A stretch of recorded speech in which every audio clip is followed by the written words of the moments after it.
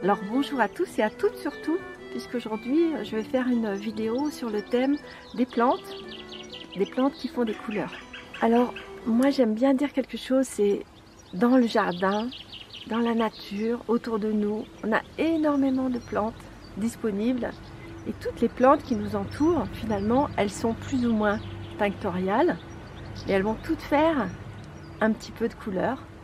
Alors il y en a qui vont être plus tenaces que d'autres dans la durée, mais c'est pas important en fait. Moi ce qui m'intéresse, c'est de découvrir le caractère, on va dire la personnalité des plantes qui nous entourent. Alors là, quand je dis la personnalité, c'est un petit peu comme, si vous voulez, un arbre. Par exemple, si vous voulez connaître un arbre, vous allez d'abord regarder sa silhouette, regardez la forme de ses feuilles. Et puis, est-ce que vous connaissez l'arbre complètement? Alors non, pour le connaître mieux, il va falloir regarder aussi son écorce, à quoi elle ressemble. Il n'y a pas deux écorces différentes, hein, suivant les espèces d'arbres. Donc vous allez vous approcher de son écorce, vous allez sentir la rugosité. Et puis après, vous allez découvrir, en froissant sa feuille, il y a un parfum qui va se développer. Ah, ça y est, je connais l'arbre encore sous une facette nouvelle. Et puis après, vous allez goûter cette feuille. Ah, mais alors là, il y a quelque chose qui se passe. Je découvre un arôme nouveau. Et j'ai pas de mots pour définir ça. Souvent, je ne sais pas parler du goût, à quoi ça me fait penser. Ah, ça me fait penser à une autre plante qui a un parfum qui ressemble à celle-là. Alors moi, c'est avec cette approche-là que je fais la teinture végétale. C'est ça qui m'intéresse. Donc, je découvre les plantes de façon globale. Par exemple, je vois une aubépine là-bas devant moi. Donc je me dis, alors l'aubépine, je la connais, je connais sa silhouette. Je connais la forme de ses feuilles. Je connais ses fruits. Je les ai déjà goûtés. Mais je ne sais pas la couleur que produit la teinture qu'on peut faire à partir de ses feuilles, ou de ses rameaux, ou de ses fruits. Et je ne connais pas non plus l'odeur de cette teinture. Alors c'est ça qui m'intéresse. Parce qu'à chaque fois qu'on va partir à la découverte d'une plante ordinaire, une plante de teinture ordinaire, celles qui sont dans notre jardin, alors on va avoir une approche de cette plante et on va la connaître sous tous ses aspects. Moi c'est ça que j'aime.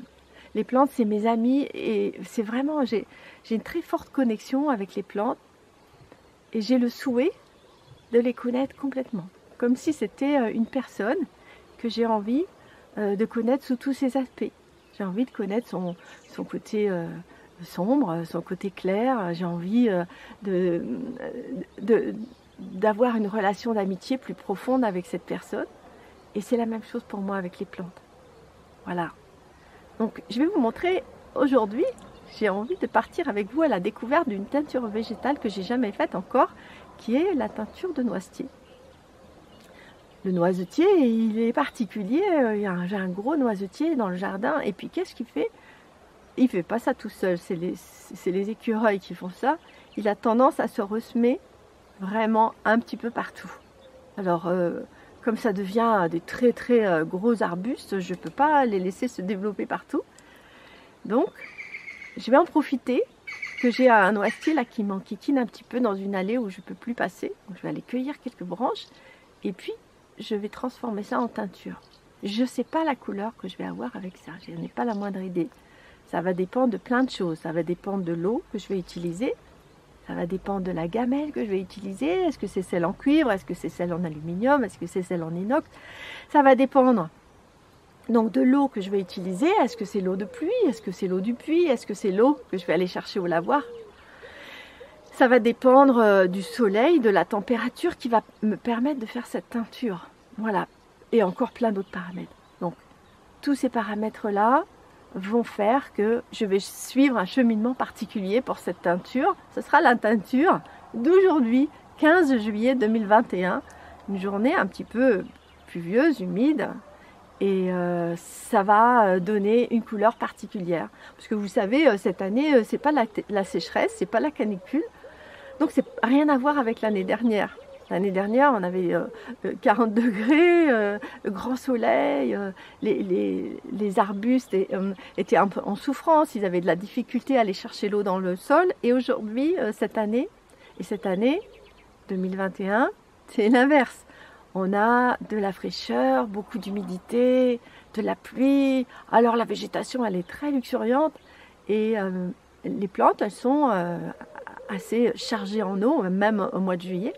Donc on va avoir une couleur particulière qu'on va obtenir avec le noisetier qui sera pas du tout la même que celle que vous allez pouvoir faire dans votre région ou que vous allez pouvoir faire à un autre moment de l'année.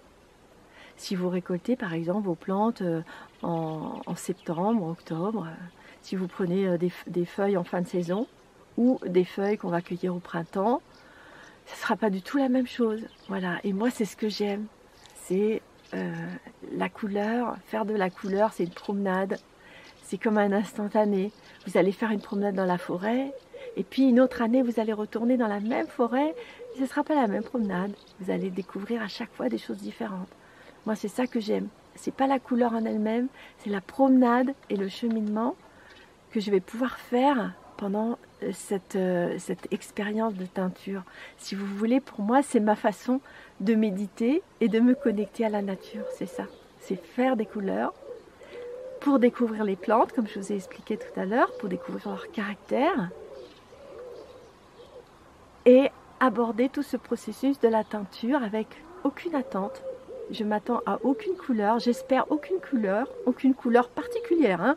Si vous voulez par exemple du mauve comme ça, alors il vaut mieux aller dans un magasin et acheter une pelote de laine de cette couleur-là. Si vous voulez absolument obtenir une couleur, alors vous allez être toujours déçu. Ah, c'est pas vraiment cette couleur que je voulais. Moi, je voulais que ça soit un petit peu plus jaune, un petit peu plus lumineux, un petit peu plus foncé, un petit peu plus intense, un petit peu moins.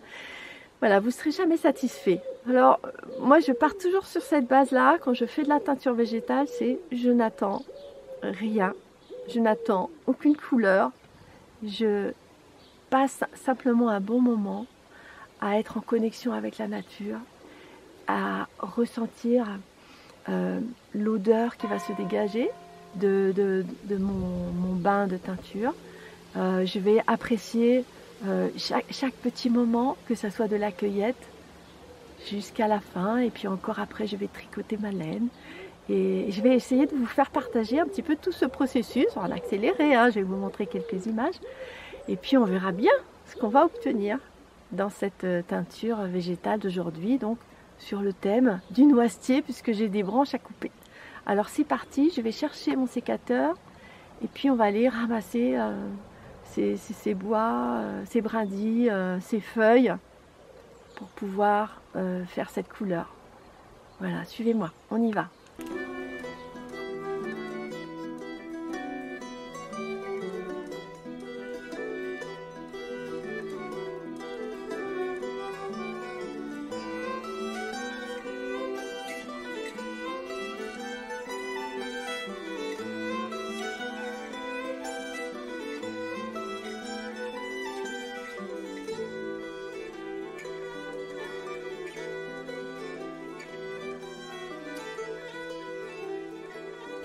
Avec ça, j'ai de quoi faire. Hein. Une plante vraiment très intéressante, le noisetier. Il y a beaucoup d'usages. Il y a les noisettes, évidemment. Et puis ce bois, là, qui est très intéressant et qu'on va pouvoir utiliser en vannerie sauvage pour pouvoir faire ce genre de panier. Vous voyez les éclisses ici, qui sont des éclisses que j'ai faites à partir justement des branches de noisetier. Alors, ça me fait plaisir d'allier ces deux choses-là ensemble, la vannerie et puis la préparation de cette teinture.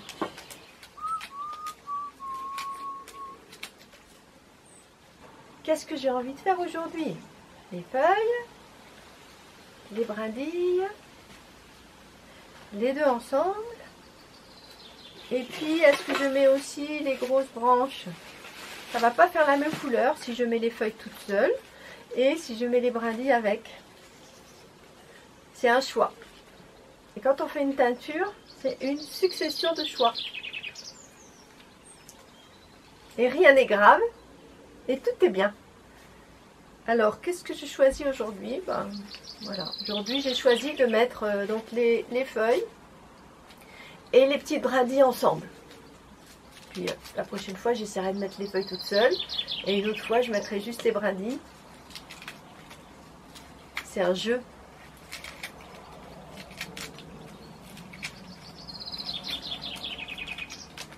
Je sais que si je mets des brindilles avec les feuilles, ça va mettre un petit peu plus de tanin dans la teinture. Ça, je le sais. Donc, tanin, ça veut dire des couleurs parfois qui sont un petit peu plus soutenues et avec lesquelles on va pouvoir faire des nuançages. Alors moi, ce que j'aime bien aussi dans ce genre d'activité, c'est prendre le temps. Que ça soit pour la teinture, que ça soit pour la vannerie, quand je suis dans le jardin et que je fais une activité, alors j'aime pas me presser.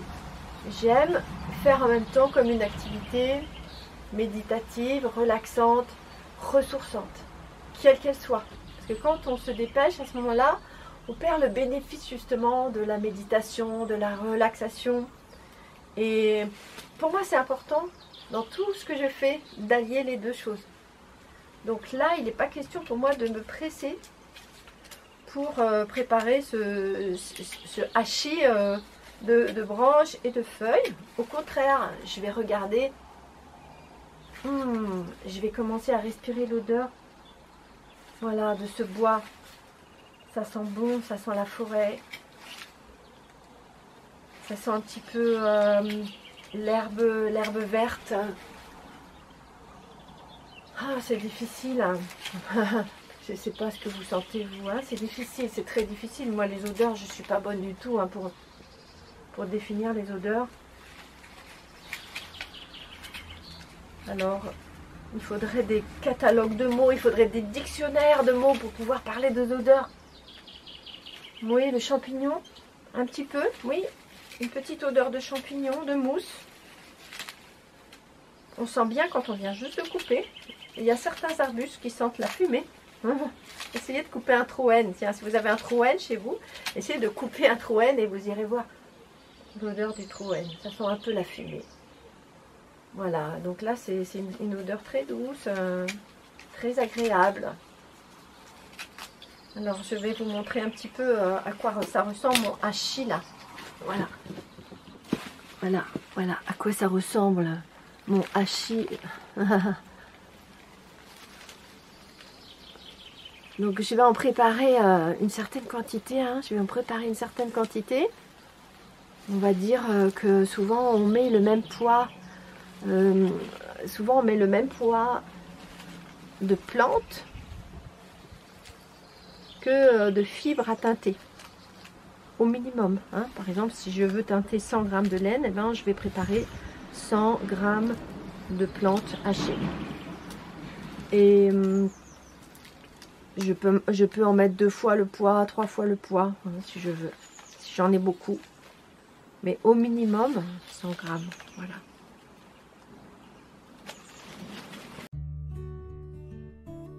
Regardez. Oh, c'est super. Voilà une petite surprise qui sort de la pelouse. C'est une lucane cerf-volant. Une lucane femelle. Quelle chance! C'est super de voir ça.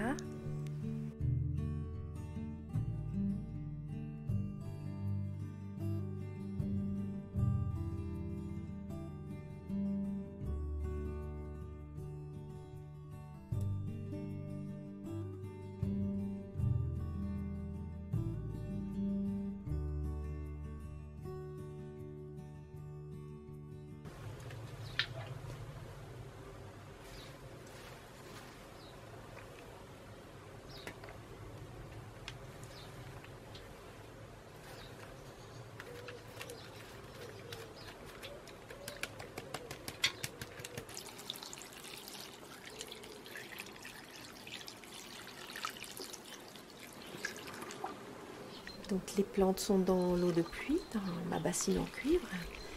Et maintenant, je vais les laisser quelques heures pour qu'elles aient le temps de commencer à macérer.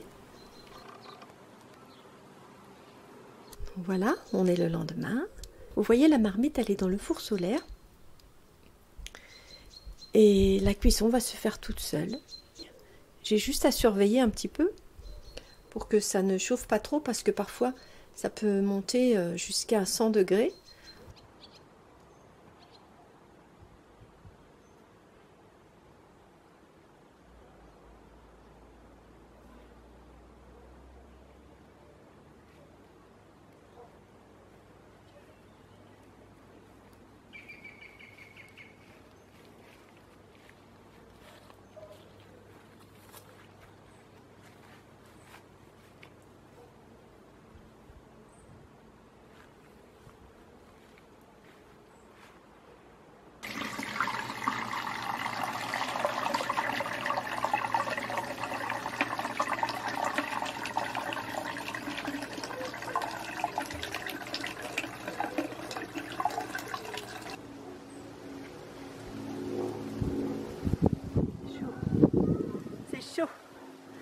Ça, je vais le donner au ver de terre, je vais le mettre en paillage dans mon potager.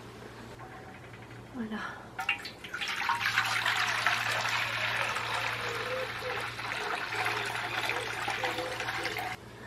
Voilà, j'ai filtré le jus.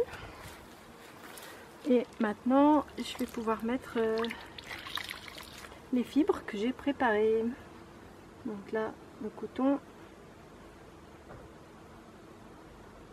Petit morceau de coton, un autre petit morceau de coton,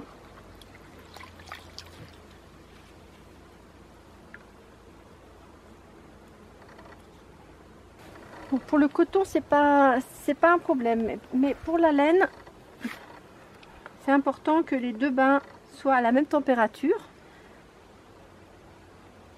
Voilà, donc ça c'est bon, je sens qu'ils sont à la même température, donc là je vais pouvoir rajouter donc un écheveau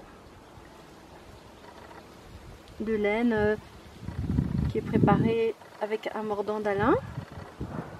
Voilà, on voit que ça commence à prendre la teinture.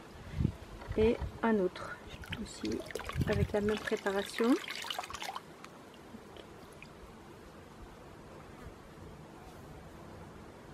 Voilà.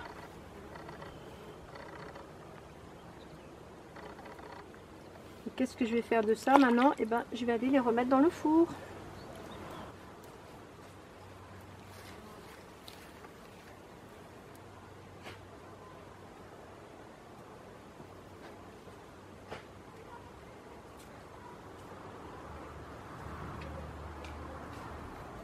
C'est le moment de sortir les laines de la bassine. Ça fait déjà 2 jours que la teinture est en route, le temps de ramasser les plantes, de les mettre à cuire, le temps de les laisser refroidir, de mettre la laine, de laisser refroidir, ça c'est long. Et c'est le temps normal pour faire une teinture. Donc aujourd'hui c'est le grand moment attendu, le moment de sortir la laine. C'est toujours un grand moment, une grande surprise, le moment où enfin on va pouvoir découvrir la couleur qui sort vraiment de la bassine. Alors on va découvrir ensemble.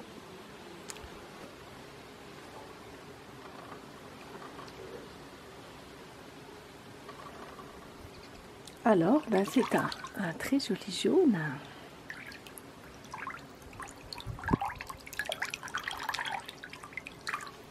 Beaucoup de plantes savent faire le jaune.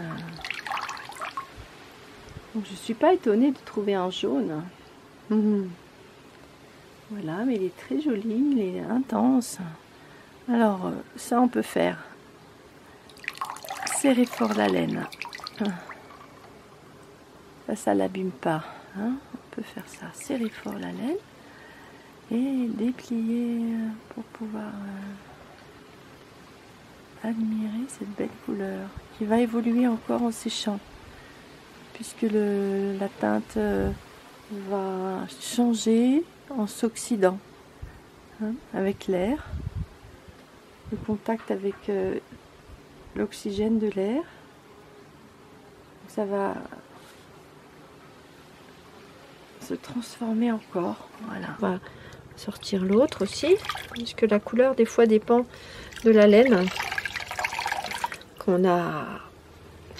Ça dépend aussi du mouton. Il y a des laines qui prennent plus ou moins la couleur. Alors ça, c'est notre coton. Et le coton, voilà, il a bien pris aussi. Un coton qui n'a pas été mordancé. Il a bien pris aussi. Et notre petit dernier morceau de coton est bien coloré aussi. Voilà. Et les cotons et les laines sont secs. Et vous pouvez même découvrir à droite un petit dessin que j'ai fait sur le coton avec du fer. Et les tanins ont réagi avec le fer en faisant du gris. Alors pour terminer, je vais vous montrer comment je réalise un tout petit écheveau de laine pour faire mon nuancier.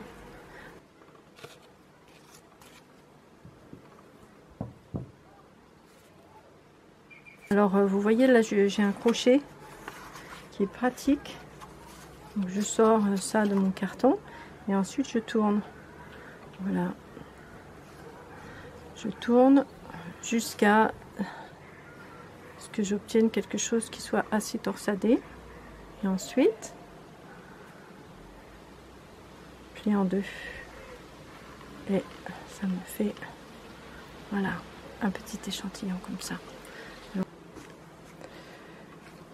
Et puis on va terminer en passant une petite ficelle et une étiquette. Voilà. Comme ça, je vais pouvoir écrire.